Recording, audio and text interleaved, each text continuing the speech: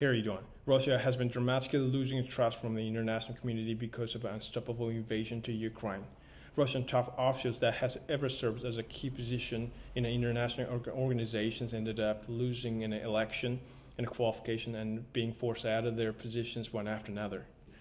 Unless Russia stops invading to Ukraine, and also unless it stops exercising force to this war in ignorance of caution from the international community, it will have no way out of the sanction and it will be isolated from the international community inevitably.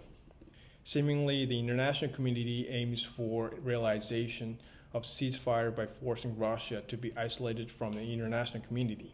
However, Russia, especially Putin, will think this way. We came all the way beyond the point where we can no longer return back. We have received so many criticism from people in the world, and the criticism we have nowadays is way more fierce than before. Even if we accepted the request of ceasefire from the international community at this point in time, we don't even think that world will forgive us.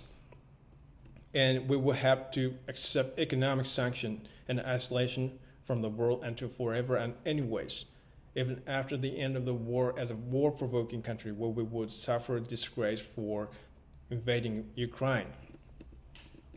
We don't absolutely want to do that, but we are not even in a situation where we can beg forgiveness from the world. We are damned if we do, and we are also damned if we don't. When this happens, we have no choice, but we move forward to prove our justice and go as far as we can go, no matter how isolated we are, and no matter how many enemies surround us. We have the last resort to sublime everything to the heaven. So the more people corner someone and block his escape route and block his way out, the more terrible things will happen that we can't even predict.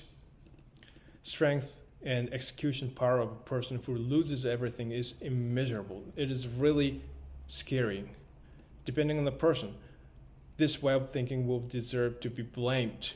But I think the international community should make the point of compromise and give Russia a chance to forgive, to make it reflect on what is done before.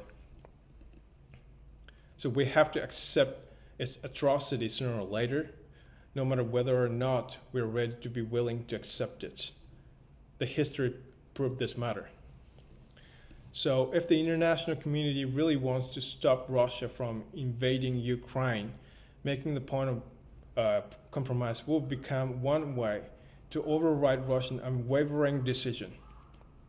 So the situation where you can return back may drive you into extreme behavior. This is the same thing.